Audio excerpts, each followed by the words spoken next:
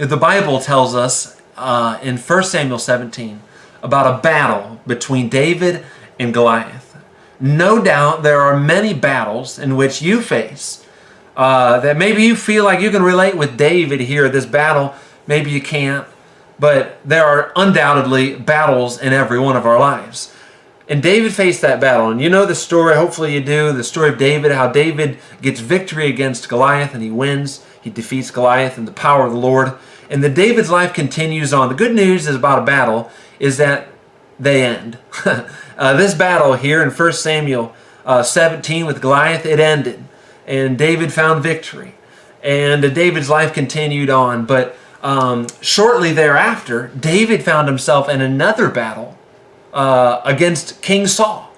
And this battle was a little different. Nonetheless, it was a battle. And that's in the second part of 1 Samuel 18. Now, I tell you those references because it's important here to what I kind of wanted to share with you today. You know, battles are hard. They're difficult. They're demoralizing. They're exhausting. And it's a strenuous, difficult thing.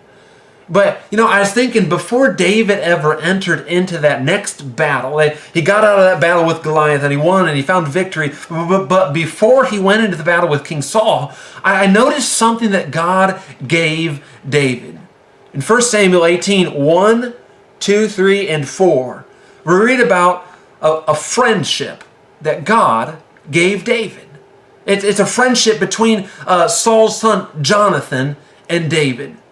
And this friendship is one of the greatest friendships known to man, particularly a biblical friendship here. And I think that God has exalted this friendship and He's lifted it up on high and say, look at this friendship because it is such a valuable thing here. See, friendship is one of God's gifts to you and I. You know, it's amazing to see how God provided David with what he would soon need for the next battle in his life. God provided David with a friend, Jonathan, a hardship that would prove to be much more difficult than the one he faced with Goliath. The difficulty that lie ahead of him, God provided for Jonathan.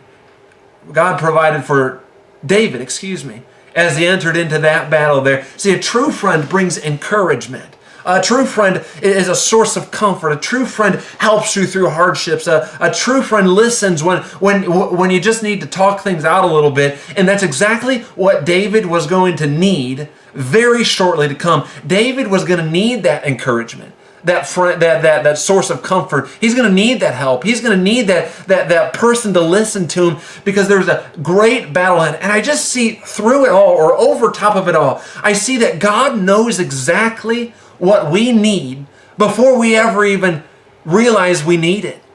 God knew that David would need a friend. He knew he would need help and comfort. And God used a boy like Jonathan to provide that for David. Man, I don't know about you, but I want God to use me to bring that comfort, to bring that encouragement to other people that will be or are going through battles like David was going to be going through, or the battles that he went through. Man, I want God to use me. Man, I thank God for my friends.